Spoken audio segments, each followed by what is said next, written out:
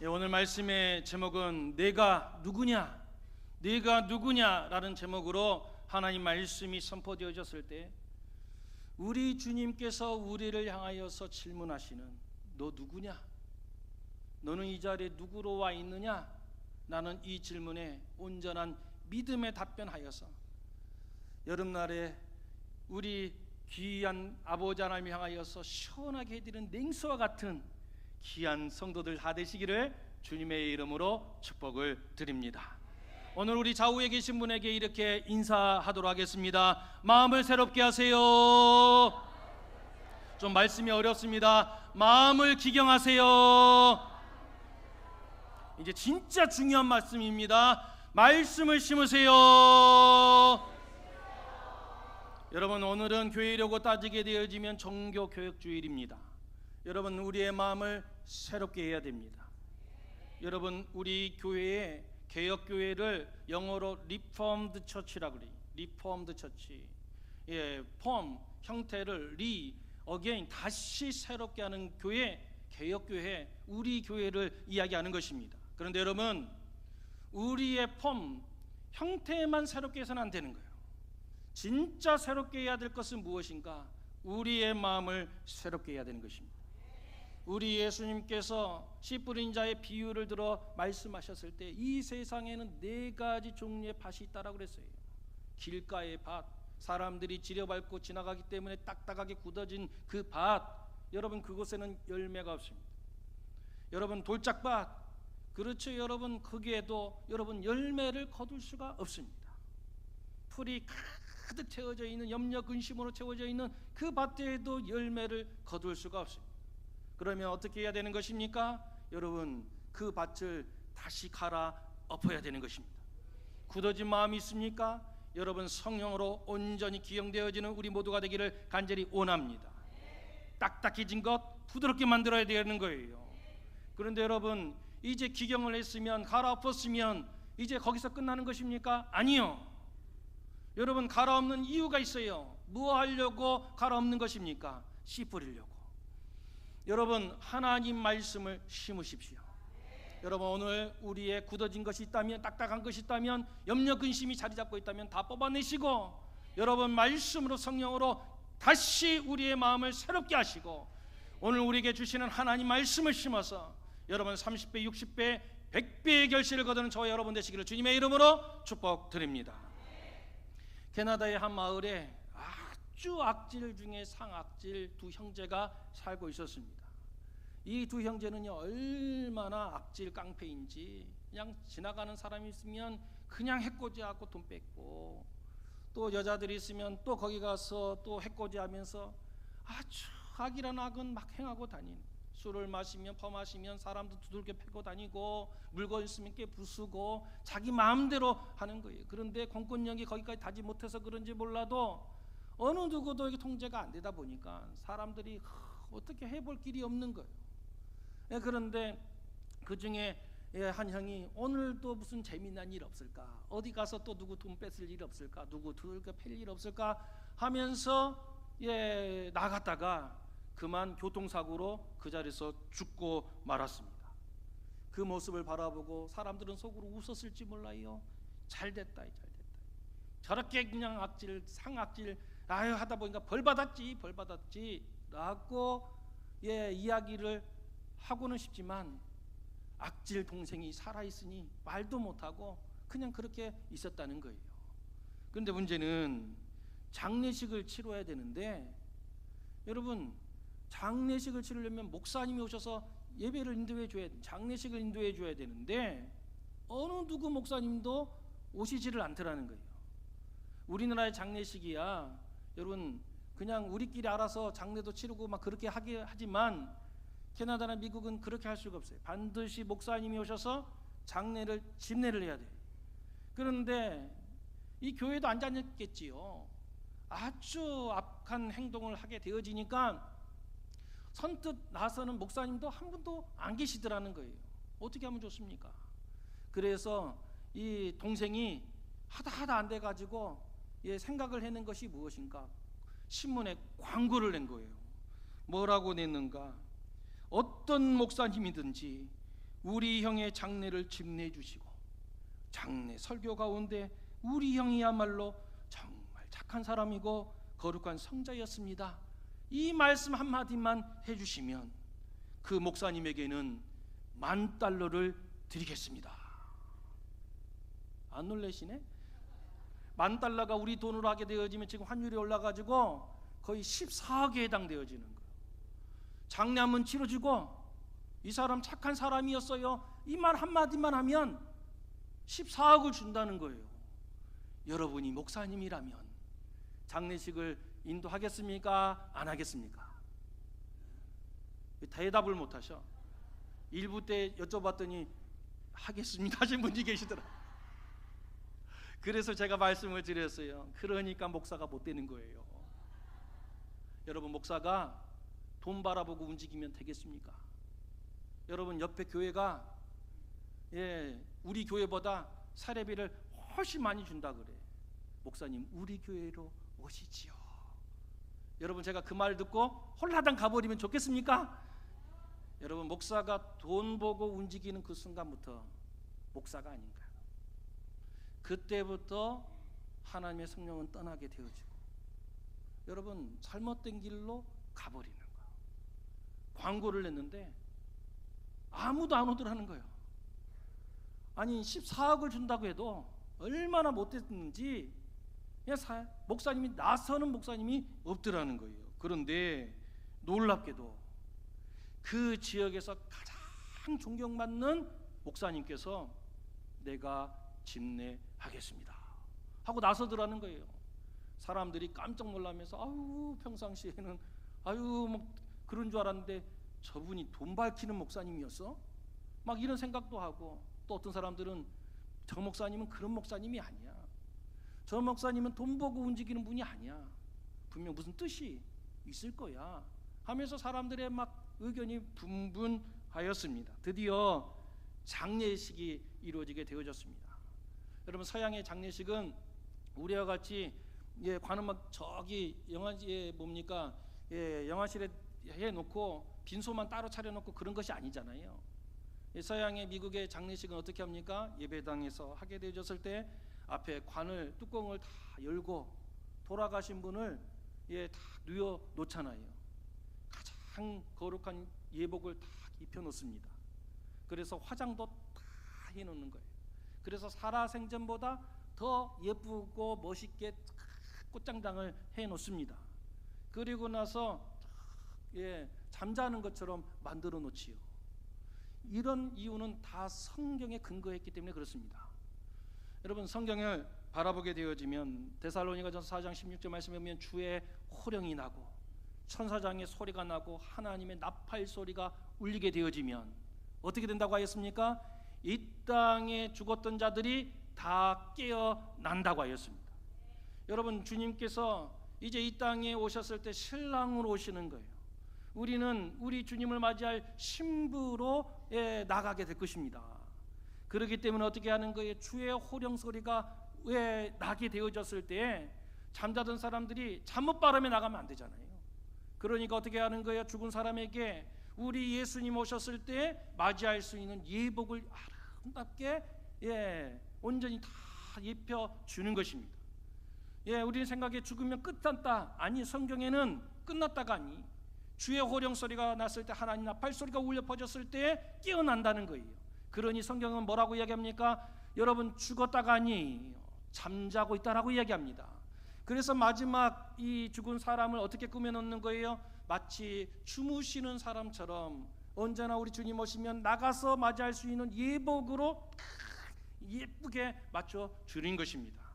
아무튼 이 장례식이 되었을 때 드디어 이 목사님께서 그 앞에 서게 된 것입니다. 사람들이요, 그 장례식에 얼마나 몰려들었는지 몰라. 그 사람의 장례식 뭐가 볼 곳이 있어서 몰려들었겠습니까? 다른 것이 아니야. 저 명망 있는 저 목사님께서 무슨 말씀을 하시려고 저 장례식을 집도하실까 너무너무 궁금한 거예요. 사람들이 다 몰려들었습니다. 그 악한 동생도 그래도 목사님께서 오셨으니까 우리 형님 착한 분이라고 이야기해 주실 줄 알았는데 목사님이 이렇게 이야기를 하는 겁니다. 여러분, 우리가 이 인간 때문에 얼마나 고통을 당했습니까? 이 사람이 얼마나 우리를 힘들게 했는지 나도 알고 여러분도 알고 저기 있는 저 꼬맹이도 다 알고 있는 바입니다. 이 사람이 행했던 그 악한 행동들을 책으로 엮으면 10권으로도 부족합니다. 막 하니까 이 동생이 깜짝 놀라는 거죠. 이게 뭔가? 아니, 착한 이야기 해주기로 한 거 아닌가? 착한 사람 말해주기로 한 거 아닌가? 내가 14억 드린다고 하였는데 이게 지금 무슨 소린가 하면서 얼굴이 울그락불그락 막 하고 있는 그때에 목사님께서 갑자기 이렇게 이야기하시는 것입니다. 그런데 여러분, 저는 이 시간 여기에 누워있는 이 형이야말로 정말 착하고 거룩한 성인이었다라고 말할 수밖에 없습니다. 사람들이 웅성거리기 시작합니다. 동생은 드디어 약속대로 하는구나 막 하게 되어지는데 목사님께서 말씀을 이어가십니다. 이 형이 착한 사람이요 거룩한 성자라고 말할 수 있는 이유가 있습니다. 왜냐하면 지금 여기에 살아있는 저 악질 동생에 비교하면 이 형은 착한 사람입니다 라고 이야기하더라는 것입니다. 저는 이 이야기를 읽고 무릎을 쳤어요. 야, 이 목사님 진짜 지혜로우시다. 야, 이 목사님, 야, 괜한 덕망 있는 목사님이 아니시구나. 여러분에게 질문하겠습니다. 여러분, 착한 것이 무엇입니까? 정의가 무엇입니까? 여러분, 얼마만큼 하면 착한 것입니까? 여러분, 착한 것으로 여러분 이야기할 때 사람과 비교하게 되어지면 우리가 아무리 착한 행동을 한들 여러분 한경직 목사님처럼 착하겠습니까?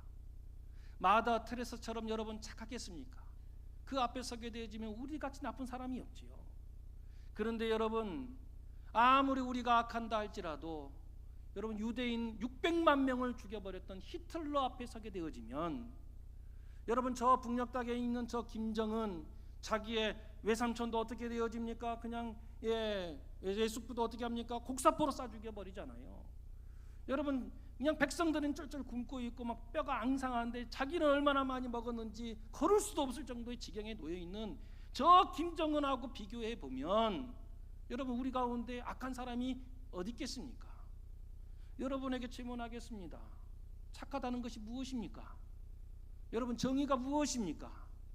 여러분 사람을 바라보고 착하다 그렇게 되어지면 여러분 여러분 어떤 사람은 착할 때도 있고 아닐 때도 있는 거예요.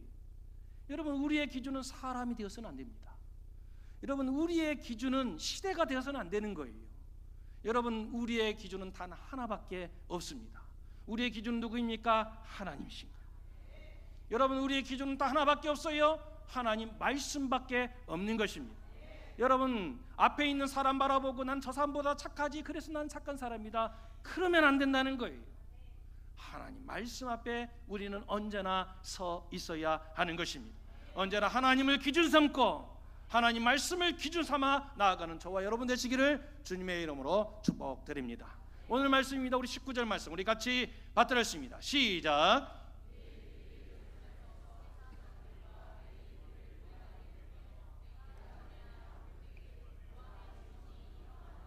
아멘. 지금 예루살렘에서 제사장들과 레위인들을 보내서 세례 요한에게 질문합니다. 네가 누구냐? 너 누구냐? 이렇게 질문을 합니다. 여러분 왜 예루살렘에서 사내들인 공의회에서 제사장과 레위인들을 보내서 세례 요한에게 이런 질문을 한다라고 말씀드렸습니까? 지금 이 당대에 세례 요한의 열풍이 불었기 때문에 그렇습니다.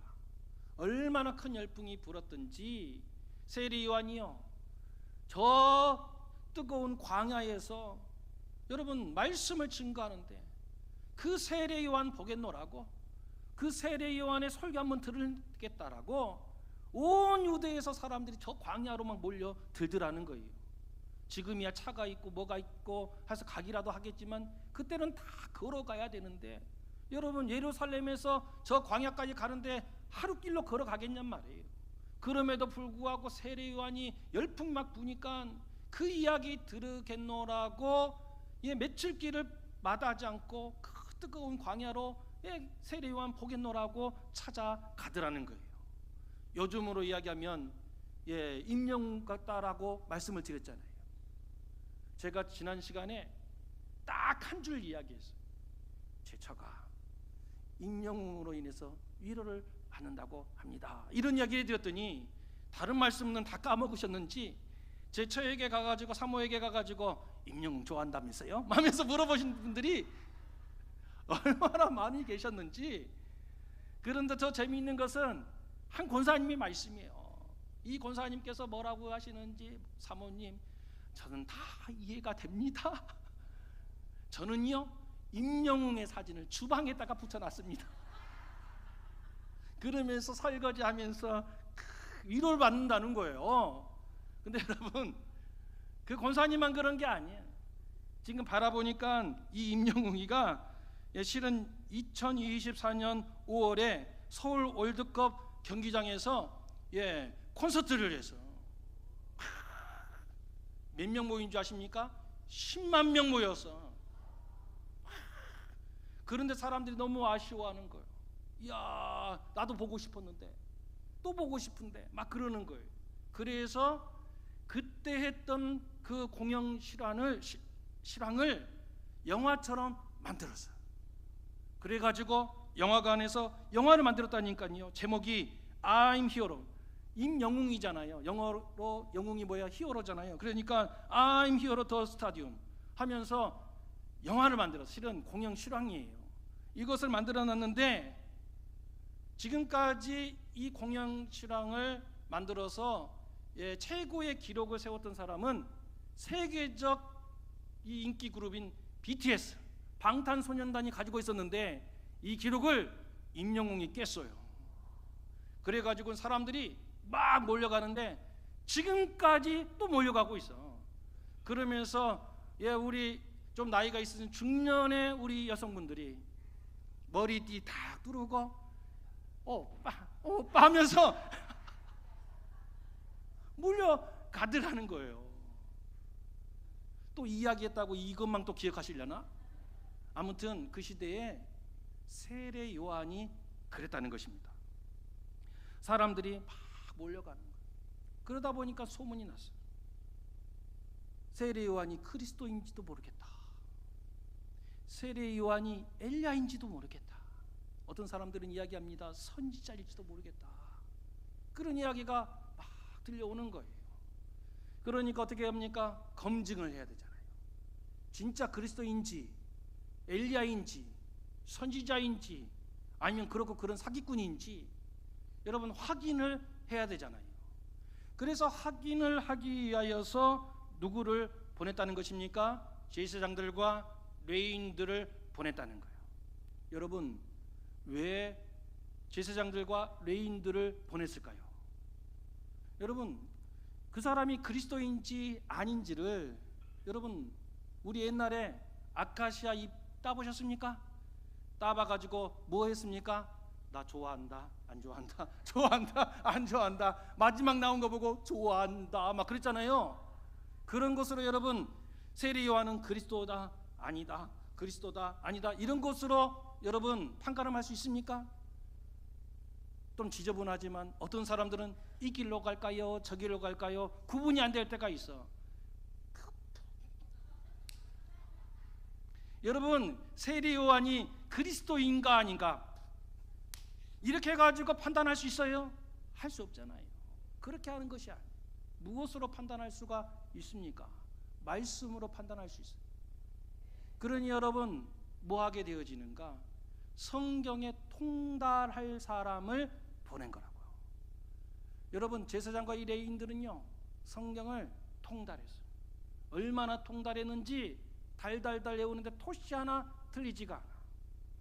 여러분 성경에 여러 사본들이 있는데 최고의 권위를 가지고 있는 사본을 저 사해 사본 마소라 사본이라고 그래요.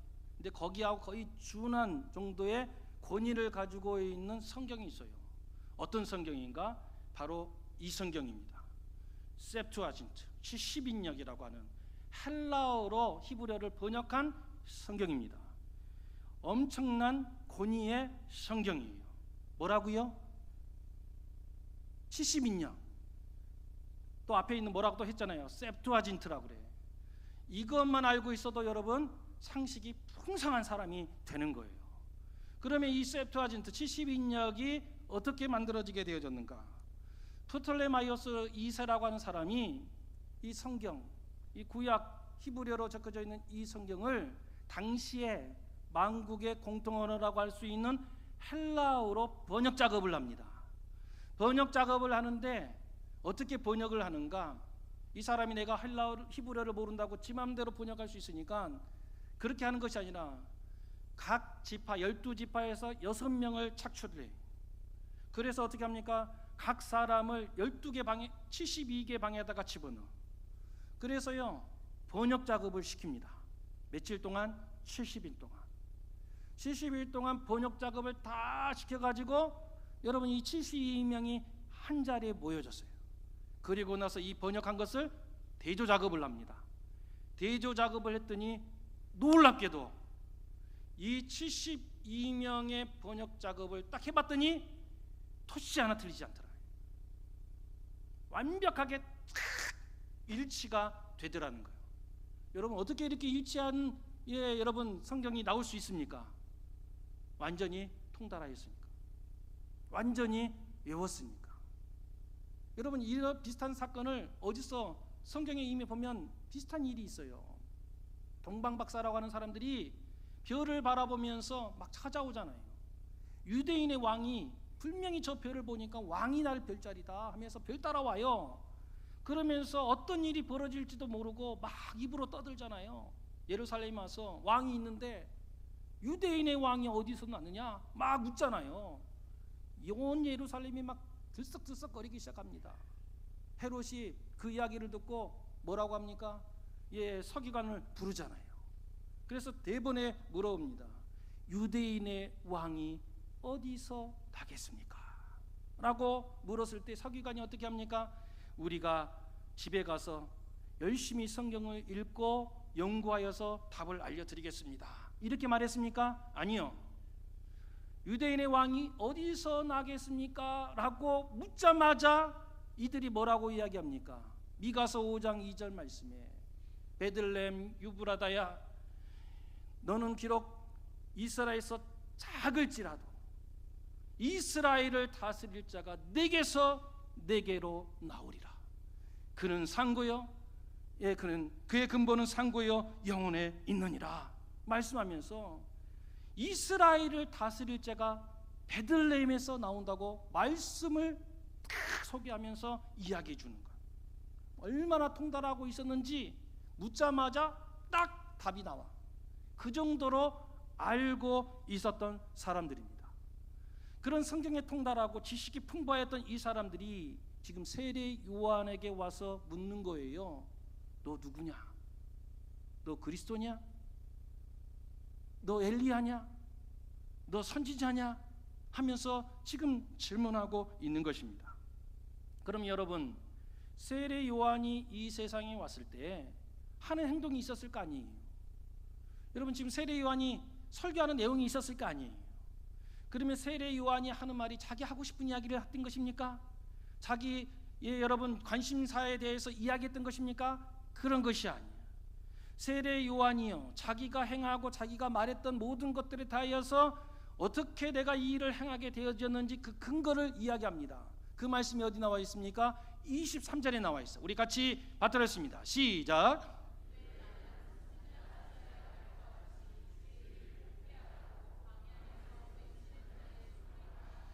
아멘. 지금 내가 행하고 있는 일은 나 하고 싶은 대로 행한 것이 아닙니다.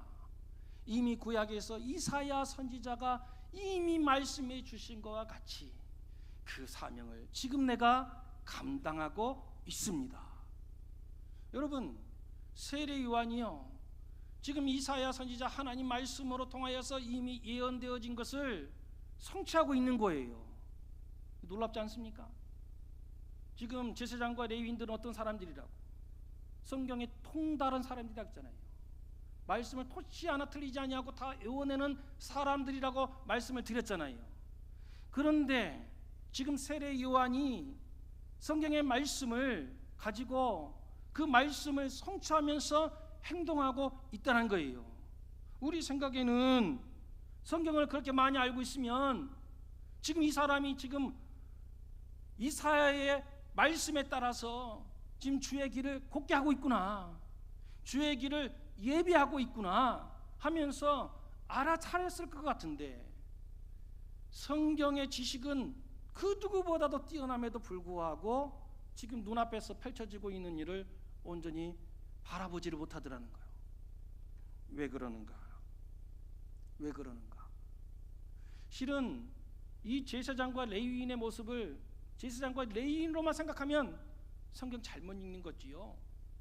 실은 제사장과 레위인의 모습이 실은 누구의 모습이에요? 우리들의 모습이에요. 우리들의 모습. 여러분, 이미 이 요한복음은 우리에게 말씀해 주었어요. 어떤 말씀을 해주었나? 1장 5절 말씀에 이런 말씀을 해주셨어. 우리 같이 받들었습니다. 시작. 아멘. 빛이 임했음에도 불구하고 깨닫지를 못하더라는 거예요. 병원에 실려가게 되어지면 여러분, 의사 선생님들이 불빛을 가지고 눈을 탁 뒤집어 까고 막 눈을 붙입니다. 그러면 어떻게 되어지는 거예요? 우리 살아있는 사람의 눈은요, 빛에 반응하게 되어졌어요. 홍채라고 하는 것이 있는데 이 홍채가 우리 눈에 사진기로 보면 조리개와 같아서 빛이 딱 임하게 되면 커지기도 하고 작아지기도 하고, 빛을 향해서 이렇게 움직여라 그러면 그 빛을 따라서 눈동자가 움직이게 되어져 있어요. 왜요? 살아 있으니까. 근데 살아 있음에도 불구하고 빛을 비추어도 전혀 반응이 없는 사람들이 있어요. 빛을 비추어도 깨닫지 못한 사람들이 있어요. 우리는 그 사람을 뭐라고 부릅니까? 소경이라고 불러요.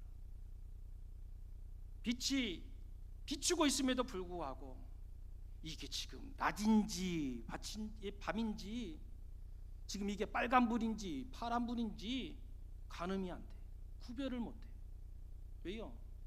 소경이니까. 또 빛이 비쳤음에도 불구하고 반응하지 않는 사람들이 있어요. 어떤 사람이 반응하지 않습니까? 실은 빛만 반응하지 않는 것이 아니에요. 옆에 사람이 아무리 찔러두고 두들겨 펴도 꼼짝도 안 하는 사람들이 있어. 어떤 사람이 그렇습니까? 죽은 사람이. 여러분, 죽어 있으면 여러분 옆에서 아무리 꼬집어도 아무런 반응이 없어. 옆에서 흔들어도 반응이 없어. 그런 사람이 빛을 비추어도 전혀 깨닫지를 못해. 여러분, 오늘 말씀에 바라보면 제사장과 레위인은 누구보다도 하나님 말씀을 많이 알았던 사람들이, 지식이 풍성했던 사람들. 그런데 영적 소경이 되어지니까 지금 앞에서 하나님의 말씀이 성취되고 있음에도 불구하고 전혀 깨우치지를 못해. 어떤 사람이 영적으로 죽어버려서 우리 하나님께서 빛을 우리에게 비춰주시고, 아니 우리 예수님을 이 땅에 보내주셔서 바로 앞에 세워놓았음에도 불구하고 전혀 깨우치지를 못해. 여러분은 어떠십니까? 우리는 어떤 분들은 20년을 교회 다녔고 어떤 분들은 40년을 다니고 평생을 다닌 분들도 있습니다. 성경 여러분 더 이상 모른다고 하지 마세요. 우리 하나님 말씀 많이 들었잖아요. 매 주마다 성경 말씀 듣고 있잖아요. 여러분 그렇게 많이 들었으면 하나님의 말씀이 성취되어지고 하나님의 뜻대로 이루어지는 이 세상을 바라보면 여러분 깨달을 수 있어야 되는 것 아니겠습니까? 그럼에도 불구하고 깨닫지를 못해. 왜요? 영적 소경이니까. 심지어는 영적으로 죽어버렸으니까. 여러분 그러면 안 되잖아요. 여러분 성경을 바라보면 이후에 그런 이야기가 계속 소개되고 있어요. 소경되어서도 다시 볼 수 있다. 언제 볼 수 있습니까? 예수님께 나아가면. 그러면 나아가면 다 보는 것입니까? 우리 다 나왔잖아요. 나오면 다 보는 것입니까? 아니요. 성경을 바라보면 뭐라고 얘기합니까? 바디메오가 예수님을 향하여서 부르짖습니다. 다윗의 자손 예수여, 나를 불쌍히 여기소서. 나의 눈을 뜨게 하여 주시옵소서. 여러분, 우리가 소경되었다고 포기하면 안 돼. 20년 다녔어도 안 보인다고 지금 포기하면 안 돼. 나면서부터 소경되었던 사람도 예수님을 만나고 예수님께 보기를 원한다라고 부르짖었더니 우리 예수님께서 어떻게 해주시더라? 눈을 밝게 하여 열어주시더라. 여러분, 나면서부터 앉아있다고 절망할 필요가 없어. 예수님께 나아가서 예수님의 손을 붙잡으면 그 인생 살아나는 것입니다. 일어서는 것입니다. 우리 집안 대대로 안 되는 집안, 우리 집안은 뭘 해도 안 되는 집안, 지금까지 안 돼서도 아무 상관없어. 우리 예수님께 나아가서 우리 예수님의 손을 붙잡으면 그 가문 살아나는 거예요. 여러분, 우리가 소경되었는데 소경 아닌 것처럼 여러분 보이는 것처럼 앉아있으면 안 돼요. 그래도 내가 명색이 장로인데, 내가 명색이 3대째 믿는 사람인데 다 소용없어요. 하나님 앞에 안 보이면 여러분 안 보인다고 말씀하시라. 그리고 주여 나의 눈을 열어 주시옵소서. 누구든지 주님께 나와 구하면 주님이 들어주시는 거. 우리 주님이 약속해 주셨잖아요. 구하라, 찾으라, 문을 두드리라 말씀하여 주셨어요. 왜요? 우리에게 주시겠다는 거예요. 여러분, 우리 하나님의 말씀이 성취되고 있는 이 현장을 하나님의 뜻을 바라보고 있습니까? 혹시 우리 제사장과 레위인처럼 성경 지식은 많은데 마치 보는 사람인 양 앉아있지는 않습니까? 아니 됩니다. 여러분, 우리 주님께 엎드려서 눈을 뜨십시오. 바라보십시오. 그리고 바라보았던 이 아름다운 복된 소식을 여러분 만방에 증거하는 입술 되시기를 주님의 이름으로 축복을 드립니다. 기도합니다. 사랑하는